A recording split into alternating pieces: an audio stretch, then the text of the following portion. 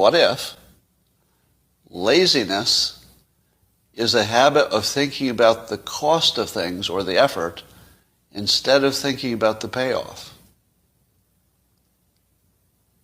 I'm going to say it again to get a few more heads to explode. What if laziness is nothing but a habit of thinking about the effort instead of thinking about the outcome?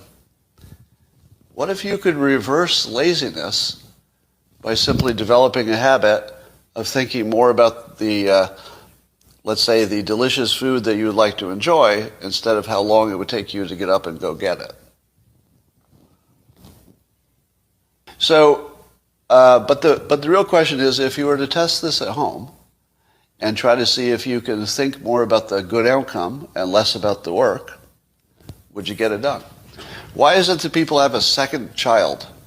Why does a woman who goes through this awful, awful childbirth have a second child? Don't they always say the same thing? If I remembered how bad this was, I wouldn't do it again. Right? So the not thinking about the effort is vital to actually the survival of humanity.